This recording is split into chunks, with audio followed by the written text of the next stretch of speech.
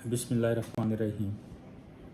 آج کا میرا ٹاپک جو ہے وہ that relates to limitation act 1908، جس کا مطلب یہ ہے کہ قانون میں ہر کیس کو فائل کرنے کی ایک میعاد موجود ہے، ایک ٹائم پیریڈ موجود ہے، ایک ٹائم فریم موجود ہے، اور اس ٹائم پیریڈ کے اندر آپ کیس کو فائل کرتے ہیں۔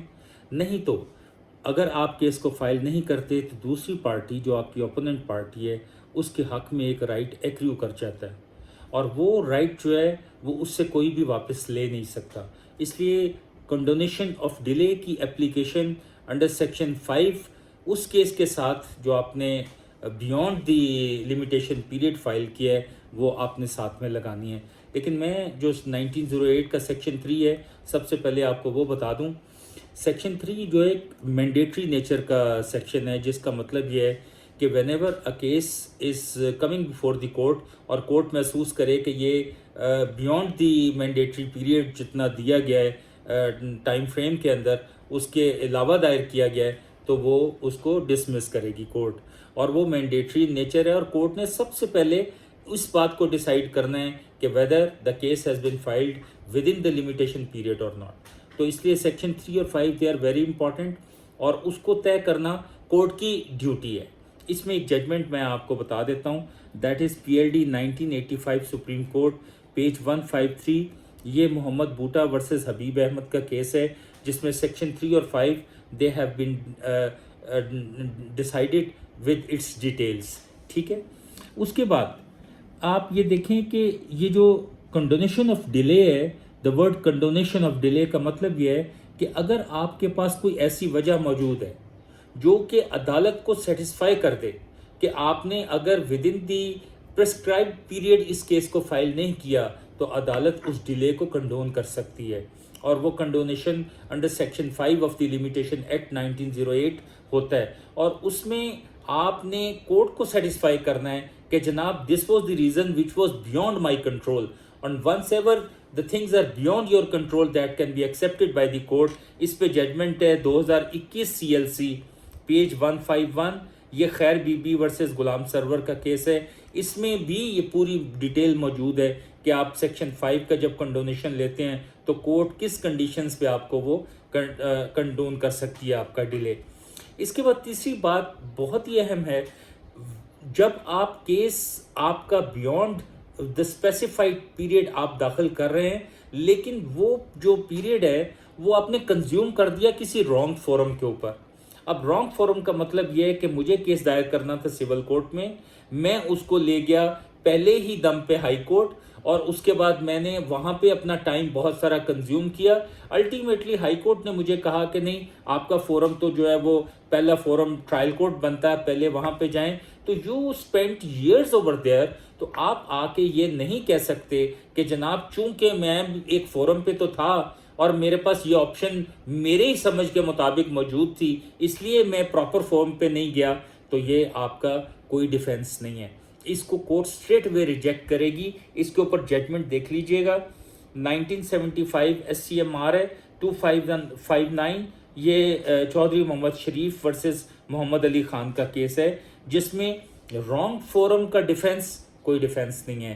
اور جو ابھی میں کیس وابڈا امپلائی کا آپ کے سامنے ابھی ڈسکس کرنے والا ہوں، اس میں دس مین spent 7 long years before the wrong forums and ultimately he came back to the proper forum and said کہ جناب میرا، اور اس نے کنڈونیشن کی کوئی اپلیکیشن بھی نہیں دی، تو his case was straight away dismissed۔ یہاں پہ ایک اور اہم بات آپ ذہن نشین کر لیں، sometimes a lawyer comes with a defense and with an affidavit کہ جناب میرے کلائنٹ کا یہ کیس ہے، لیکن چونکہ میں وہ اس طرح کی پریکٹس نہیں کرتا جس طرح کی یہ کیس تھا، تو جناب میری ایڈوائس پہ یہ کیس رانگ فورم میں چلا گیا ہے، تو آپ اس کو کنڈون کریں کیونکہ مجھے اس کا تجربہ نہیں تھا۔ تو میں پھر آپ کو کلیئر کر رہا ہوں کہ the wrong advice of a lawyer that is never a defence for your case, اور وہ عدالت اس کو اسٹریٹ اوے ریجیکٹ کرے گی۔ اس کیس میں بھی یہ جو 2022 PLC CS 49 پیج ہے، جس میں یہ عزیز اللہ بہائیو کا کیس تھا، یہ he was the one who is the employee of وابڈا۔ اس کے اوپر 28 کروڑ روپے کا چارج تھا ایمبیزلمنٹ کا، اس کو شو کاز نوٹس ہوا, اس نے جواب دیا. شو کاز نوٹس کے بعد اس کا جو اپیل تھی وہ دائر ہوئی, but that was not decided within a time. تو he straight away went to the federal service tribunal. اب فیڈرل سروس ٹریبیونل میں جانے کی وجہ میری سمجھ کے مطابق یہ تھی کہ انڈر وابڈا ایکٹ 1958 17(1)(b) اس کا جو سیکشن ہے وہ اسٹریٹ اوے کہتا ہے کہ وابڈا امپلائیز کی جو اتھارٹی کے امپلائیز ہیں they are all civil servants. So he was a federal employee, so he went to the federal service tribunal. وہاں سے ڈسمسل ہوا اس کا کیس. وجہ یہ تھی because he could not get any relief. He went to the Honorable Supreme Court in the same case. وہاں سے his petition was withdrawn. اب میری یہ سمجھ کے مطابق that was very strange کہ فیڈرل سروس ٹریبیونل میں جانے کے بعد, کیس ایڈمٹ ہونے کے بعد, ڈسمس ہونے کے بعد he went to Supreme Court. وہ وہاں سے اس کا withdrawal that was out of question. تو وہاں سے withdrawal کے بعد he did not stop. یہ جو بلوچستان انڈسٹریل ریلیشن ایکٹ ہے 2010 کا, اس کے تحت he went to the he filed a grievance petition اور ٹرائل کورٹ میں اس کا وہاں پہ ٹرائل ہوا. دین وہاں پہ بھی ڈسمسل ہوا. Then he went to the labour appellate authority, وہاں پہ بھی اس کا ڈسمسل ہوا. And then he went to the, because اس کے اوپر دیٹ از اے ریٹ, تو he filed a writ petition. That too was dismissed, and then he went before in an ICA before the two judges of the Honorable Balochistan High Court.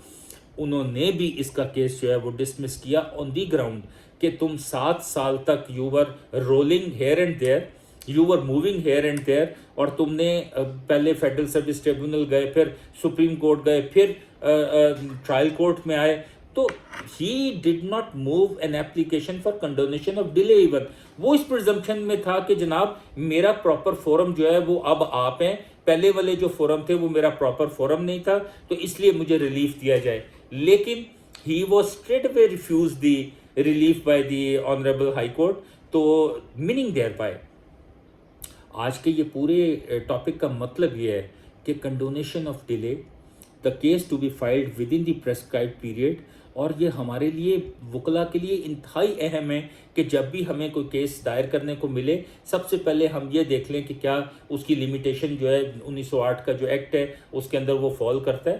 اگر وہ فال کرتا ہے تو ہمیں بہت properly calculate کرنی ہے لمیٹیشن, اور اگر نہیں بھی کرتا even then we have to be very vigilant, because order کی ڈیٹ, اٹیسٹڈ کاپی کی ڈیٹ اور اس کی filing, they are all 3 very important. تو آپ کو پتہ ہے اکثر ہمارے منشی حضرات جو ہیں وہ because they are not that literate, تو وہ کیلکولیشن میں فرق آ جاتا ہے.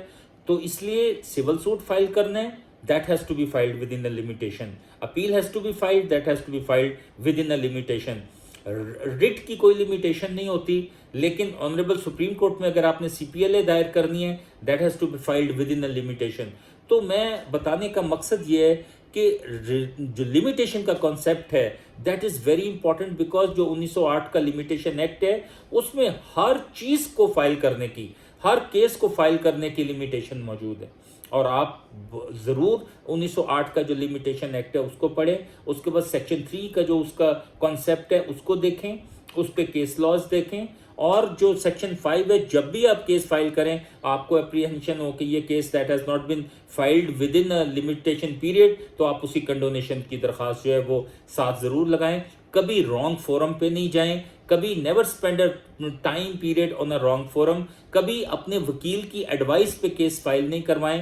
تو آج آپ کو یہ بتانے کا ٹوٹل مقصد یہ تھا کہ condonation of delay, time period prescribed for filing a case, اور اس کے بعد یہ جو وابڈا والا کیس تھا, the person he went to federal service tribunal and then to supreme court, وہاں سے ودرا کر کے then again he came into a next round of litigation. تو وہ یہی سمجھتا رہا کہ ٹائم پیریڈ جو ہے وہ پراپر فورم پہ پورا ہو رہا ہے, حالانکہ that was a wrong forum. ہر جگہ سی گاٹ اے ڈسمسل, اور الٹیمیٹلی بھی ڈی بی میں بھی ہی گاٹ اے ڈسمسل. تو میرے خیال میں آپ کو یہ سمجھانے میں آج کامیاب رہا ہوں کہ لمیٹیشن, اس کے بعد 1908 کا limitation act section 3, section 5, section 14, اس کے بعد وابڈا ایکٹ 1958 اس کا 17(1)(b), اس کے بعد اس وابڈا امپلائی کی امبیزلمنٹ, اور الٹیمیٹلی ہر طرف سے ڈسمسل. تو الٹیمیٹ میں نے میرا خیال یہ دس از انف فار ٹوڈے. تو آپ اس کو کائنڈلی دیکھیے, انشاءاللہ will meet again. Thank you very much.